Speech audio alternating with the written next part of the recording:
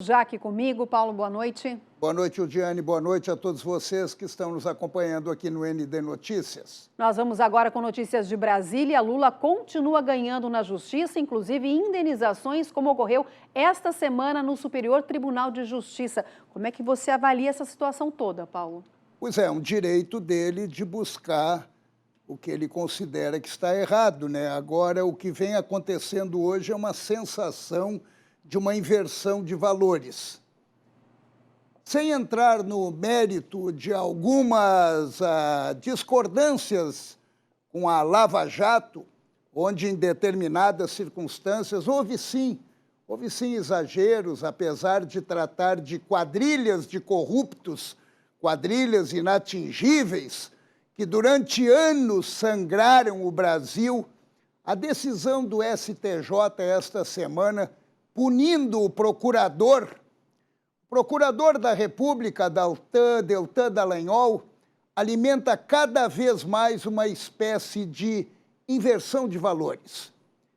É o que estamos presenciando no Brasil quando se trata das Supremas e Superiores Cortes em Brasília. Passa a impressão, vendo determinadas decisões, que a Venezuela já entrou aqui pela porta da Justiça, considerada suprema.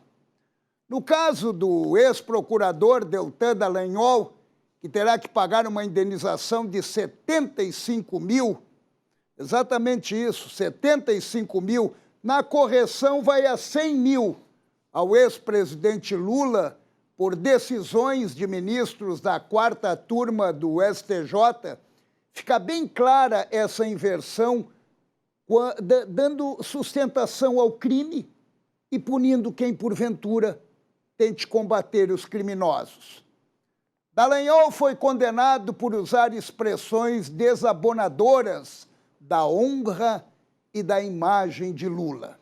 Honra e imagem de Lula, que foi condenado em 3 instâncias por corrupção e que o STF, nesse ritmo das inversões, anulou tudo que atinge Lula num ato visivelmente ideológico.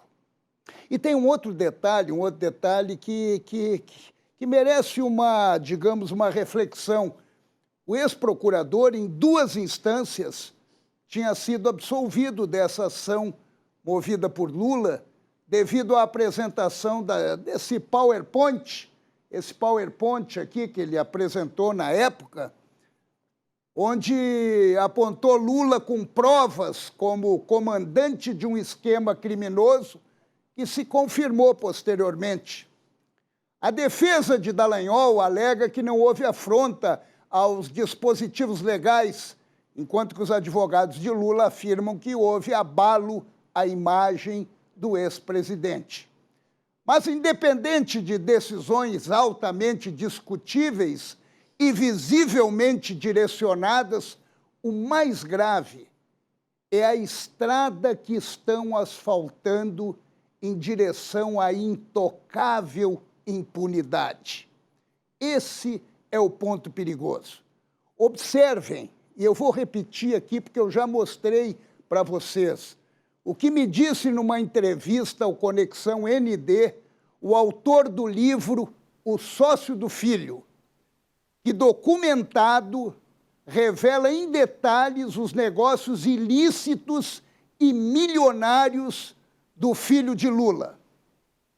Paulo, vou falar uma coisa muito triste, mas vou falar. Se uma pessoa chegar perto de mim e falar que vai fazer dessa maneira, voluntária, ser testemunha, encarar uma quadrilha como eles, ou semelhantes, eu vou dizer para não fazer. Eu vou dizer para não fazer. Por quê? Há 2 anos eu trabalho no livro, coloquei isso não como justiça. Justiça não vai ter. Quero até estar errado, quem sabe um dia eu venho aqui dizer. Eu fiz isso como documento histórico. Eu fiz o meu papel. E é duro quando você vive numa sociedade que você fala, eu fiz o meu papel. Não é assim. Não existe respaldo. Acabaram com a Lava Jato. Não existe respaldo da Justiça. Hoje não existe da Polícia Federal. Não existe nada. Não é só triste, é assustador. O autor Marcos Vitali recomenda que não denunciem, pois não terão respaldo na justiça. Hoje, ele é a vítima. Ele é a vítima. Ele está tentando se proteger, ele e as 3 filhas dele. Ou seja, não adianta denunciar. Daí nos deparamos com decisões agora do STJ, como a do ex-procurador, sendo punido por combater a corrupção. E o argumento é de que ele cometeu excessos. Será que foi ele que cometeu excessos ou esses corruptos destruidores do país que agora, por bênção de alguns ministros do STF e do STJ, andam livres por aí com a conta bancária reluzente e a gente quebrando pedra para sobreviver? Eu quero ter orgulho da nossa justiça. É isso que eu quero ter. Como tenho de muitos magistrados. Seja qual for a decisão tomada, porque é tomada com elevado saber, mas jamais medo e jamais repulsa. E antes de terminar, mais um registro que está dentro do contexto. Hoje a Justiça de São Paulo liberou uma pequena parte da herança da ex-primeira-dama Marisa Letícia, mulher de Lula. O dinheiro estava retido na Lava Jato para investigações. Uma pequena parte foi liberada, de 11.600.000.